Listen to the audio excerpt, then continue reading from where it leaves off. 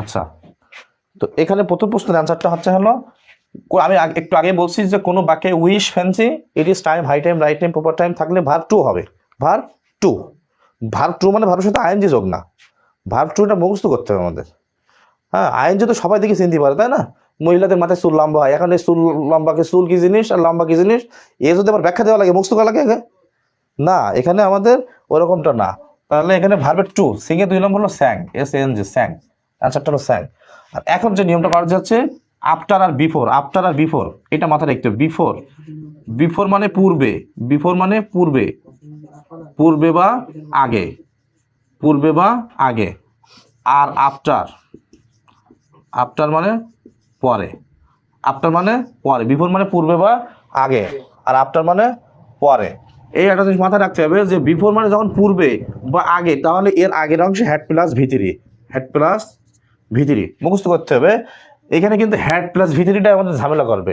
হ্যাডের পর তো সবসময় আমরা হ্যাড হ্যাডের পর ভিতরি বসে জানি, তাহলে হ্যাড প্লাস ভিতরি কোথায় বসবে? যে বিফোর মানে আগে, তাহলে তার আগের অংশে হ্যাড প্লাস ভিতরি, আর আফটার মানে পরে, তাহলে হ্যাড প্লাস ভিতরি কোথায় বসবে? পরে। তাহলে এর পরবর্তী অংশে আমাদের বসবে হলো কি হ্যাড প্লাস ভিতরি। এখন আরো একটা করে পার্ট তো আমাদের থেকে গেছে, এটা তো বসবে বাক্যের মাঝখানে, তাহলে এই পাশের বাকি অংশে কি হবে? ভার্বের 2 নম্বর রূপ, এই পাশেও ভার্বের 2 নম্বর রূপ।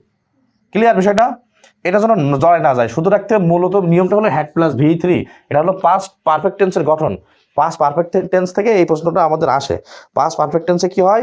Had plus V3, past perfect টেন্সের গঠন। এখন হ্যাড প্লাস V3 আমরা কোন পাশে দেবো? বিফোর আফটার দিয়ে যখন বাক্য যুক্ত হবে তখন তো মনে রাখতে হবে যে বিফোর মানে হলো কি আগে, পূর্বে বা আগে, তাহলে বিফোর আগের অংশে হলো had plus V3, R after মানে পরে, ওর পরবর্তী অংশে হলো হ্যাড প্লাস V3। আর বাকি যে অংশ থাকছে সেই অংশে ভার্বের 2 নম্বর রূপ। ঠিক আছে? তাহলে আমাদের এখানে আফটার দেওয়া আছে না, আফটারের পরবর্তী অংশে আমাদের গ্যাপ দিয়ে দিয়েছে, আফটারের পরবর্তী অংশে গ্যাপ দিয়েছে, তাহলে আমরা কি লিখবো? হ্যাড প্লাস ভিতরি। অ্যান্সারটা কি হচ্ছে তাহলে? অ্যান্সারটা হচ্ছে কি হ্যাড, হ্যাড রিস্ট। ঠিক আছে, এখন এই পাশে আমাদের হ্যাড রিস্ট প্রশ্নে আমাদের না উত্তরে শুধু রিস্ট না দিয়ে প্রশ্নে হ্যাড রিস্ট দিয়ে দিয়েছে, এই অংশে গ্যাপ দিয়ে দিয়েছে, মনে করো এই অংশে রিং দিয়ে দিয়েছে। তাহলে এখন আমাদের তো সেটা জানা উচিত যে এই অংশে হ্যাড প্লাস ভিতরি হলে আমাদের গ্যাপ যে কোনো এক পাশে দিতে পারে। এই অংশে হ্যাড প্লাস ভিতরি হলে পরবর্তী এই অংশে কি হয়? Verb two. তাহলে এই অংশে আমাদের এখন ব্র্যাকেট দেয়নি, তখন আমাদের এই অংশে আমরা কি ভার্ব টু, তার মানে এর ভার্ব টু কে র্যাঙ্ক। আর যদি মনে করো দুই পাশে গ্যাপ দিয়ে দেয় তখন কি করবো আমরা?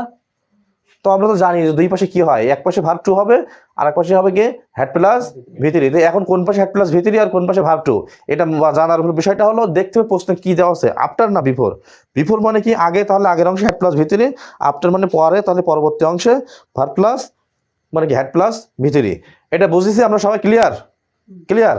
আচ্ছা, এটা যদি বুঝে তাহলে আমি একটা সেন্টেন্স দিচ্ছি, এটা তোমরা অ্যান্সার করবা, জাস্ট শুধু ভার্বের অ্যান্সার লিখলেই হচ্ছে।